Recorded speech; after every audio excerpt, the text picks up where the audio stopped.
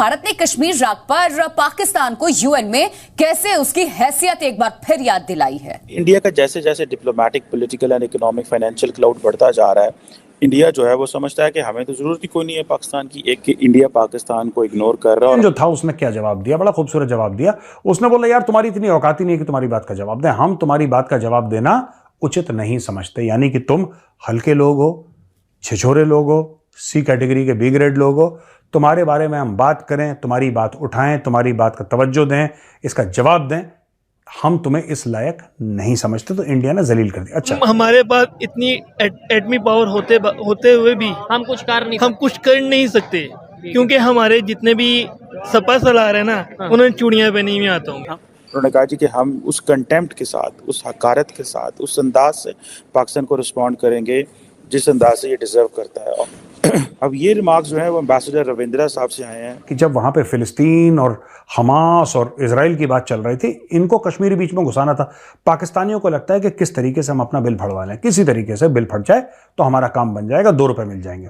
इसने बोल दिया इंडिया के कश्मीर चाहिए, कश्मीर चाहिए, कश्मीर चाहिए, हर जगह जाके करते हैं 75। अब तो इंडिया वाले ये कह रहे हैं कि ये पाकिस्तान की आदत बन चुकी है, यानी वो इजी लेते हैं। सारे कश्मीरी भाइयों को दिल से एक्सक्यूज करता हूँ, हमें आपसे मोहब्बत भी बड़ी है लेकिन हम आपके लिए कुछ नहीं कर सकते क्योंकि आपके नाम पे हमें फंडिंग आनी है, उसी के ऊपर हमने आर्मी को सपोर्ट करना है और खाना पीना। अगर वो कश्मीर का रिजोल्व हो जाए तो हमारी आर्मी के पास पीछे इशू क्या बचेगा जो जंग के लिए कोई यूज करें। और वो कहते हैं जी ये जो सारी की सारी टेरिटरीज हैं, इंटेग्रल हैं, इनएलाइनेबल पार्ट ऑफ इंडिया है और हम इन रिमार्क्स को जो है ना will use with contempt and deserve, और ये डिजर्व करते हैं और ये डिग्निफाई नहीं। और क्योंकि उन्होंने पता है इस्टेब्लिशमेंट एक और नवाज शरीफ, एक और बंदा तैयार कर रही है जो मेरे से बात करेगा। सो इस तरह का माहौल पैदा करो कि उसको, और जब वो हमारे साथ बात करे तो वो कमज़ोर हो, आइसोलेटेड हो।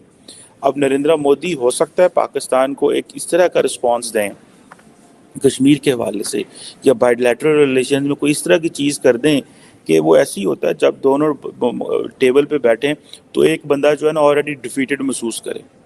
सो उन्होंने पाकिस्तान के साथ ये करना है कि उन्होंने ऑलरेडी पाकिस्तान को मज़ीद कमज़ोर करके तो टेबल पे बैठना है। अगर वो नवाज शरीफ के साथ बैठे भी, अगर नवाज शरीफ ने अपने पर्सनल ऑफिस खोले, पहले तो नरेंद्र मोदी ने पूछना है, उसने कहना मियाँ साहब तुसी गल तो कर लोगे ठीक है, पर यार तुहाडा की पता है, तुसी ते जड़ा ना वो कोई पता ही नहीं तुहाडा, आपको खुद उतार दिया जाए तो आप हमें पहले गारंटी दें आप नहीं उतरेंगे, ठीक है।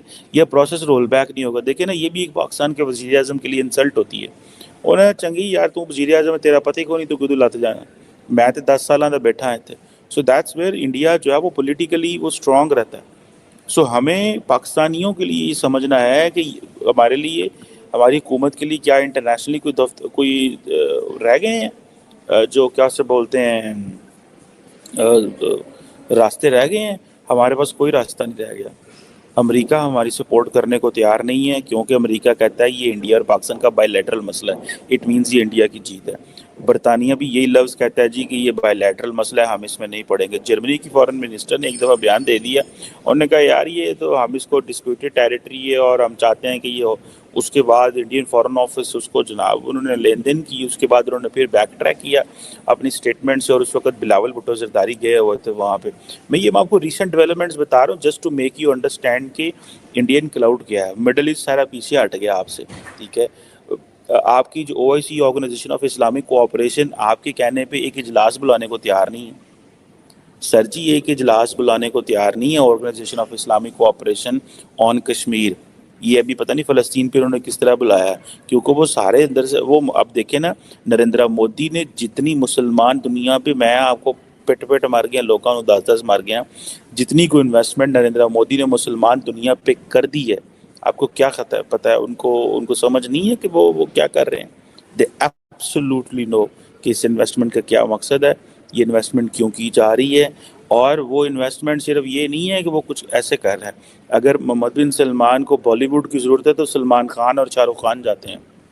अगर उसने अपने वो नए प्रमोट करने, आप देखें ना, इंडियन क्रिकेट टीम जो है, पाकिस्तान क्रिकेट टीम तो सऊदीया जाके प्रमोट ही नहीं कर सकती। उसकी वजह ये है कि इंडियन क्रिकेट टीम जाके देखिएगा सऊदी अरब में, और उन्होंने एक आधे मुसलमान प्लेयर आगे करने और उन्होंने हर चीज़ कर लेनी है। मोहम्मद बिन ना भी मुसलमान प्लेयर हुआ, मोहम्मद बिन सलमान बड़ा बदल गया, ठीक है।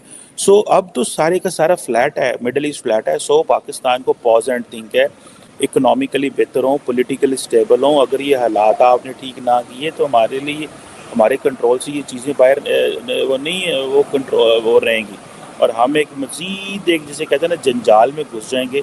और ये एक ऐसा जंजाल होगा जो हमारे, जिसे आप कह लें कि ये जो पॉइंट आ जाता है हमारे सामने कि इंडिया अगर डिप्लोमेटिकली, उनको पता है पाकिस्तान का वेट ही कोई नहीं है, मुसलमान मुल्क इसके साथ खड़े नहीं होते। ये भी यूएन का जो सेशन हुआ है, पाकिस्तान का वज़ीर आज़म ही थोड़ा बहुत बोला है और बड़ा हल्का सा बोला है, बाकी तो कोई इंटरनेशनल कम्युनिटी में मुल्क हमारे साथ नहीं बोला। तो वो कहते हैं यार ये क्या लोग हैं, इनके साथ ना तो इनके लिए कोई बोलता है। यूनाइटेड नेशन सिक्योरिटी काउंसिल की मीटिंग चल रही थी जिसमें पॉइंट था, मेन जो डिस्कशन थी वो हमास और इसराइल के जंग के हवाले से थी। लेकिन पाकिस्तान के रिप्रेजेंटेटिव मुनीर अकरम ने वहाँ पे हमास को, कश्मीर को, ये सब फ़लस्तीन को एक ही तरह से डिस्कस करना स्टार्ट किया, जिस पे इंडिया की तरफ से स्ट्रांगली जो सा रिएक्ट किया गया और ये कहा गया कि भाई पाकिस्तान की आदत बन चुकी है कि हर जगह पे कश्मीर कश्मीर कश्मीर करना इनके लिए लाजमी है। इसराइल की बात करें, हमास की बात करें, जो इश्यूज चल रहे हैं, यूनाइटेड नेशंस की सिक्योरिटी काउंसिल में अभी मीटिंग हुई जिसमें पाकिस्तान की तरफ से जो रिप्रेजेंटेटिव थे, मुनीर अकरम उनका नाम है, उन्होंने आवाज़ उठाई। उन्होंने ये बोला जी जो अपना फ़लस्तीन में हो रहा है सेम वही कश्मीर में हो रहा है। इंडिया ने आगे से ये रिस्पांस दिया है कि भाई ये पाकिस्तान की आदत बन चुकी है कि जिधर भी जाएंगे इन्होंने कश्मीर कश्मीर कश्मीर करना है। सर कश्मीर को कभी भी हम फ़लस्तीन से कंपेयर नहीं कर सकते। अच्छा, ठीक है, फ़लस्तीन एक आज़ाद रियासत है, वो खुद अपने फैसले करने जानती है। कश्मीर के लिए पाकिस्तान कुछ नहीं कर सकता। ठीक है, अगर कुछ कर सकता होता तो पिछले 75 सालों से कर चुका होता। ठीक है, ये एक हमारे लिए बस ट्रेड मार्क बना पड़ा है। हमने अपना कश्मीर के नाम पे फंड्स लेने, कश्मीर के नाम पे नारे लगवाने, हम इससे ज़्यादा कश्मीर के लिए कुछ ही नहीं कर सकते। सारे इलेक्शन आएंगे, सारे कश्मीरी भाइयों को दिल से एक्सक्यूज़ करता हूँ, हमें आपसे मोहब्बत भी बड़ी है लेकिन हम आपके लिए कुछ नहीं कर सकते, क्योंकि आपके नाम पे हमें फंडिंग आनी है, उसी के ऊपर हमने आर्मी को सपोर्ट करना है और खाना पीना। अगर वो कश्मीर का रिजॉल्व हो जाए तो हमारी आर्मी के पास पीछे इशू क्या बचेगा जो जंग के लिए कोई यूज़ करें या इररिलेवेंट, मतलब वो चीज़ हो जाएगी कि जाहिर बात है। मेरे जो ऑब्जर्वेशन है कि सिर्फ एक ऐसा कश्मीर ही इशू है जिसकी वजह से हम डिफेंस को स्ट्रॉन्ग करते हैं कि भाई वो ये ना हो जाए, वो ना हो जाए, बजट बढ़ा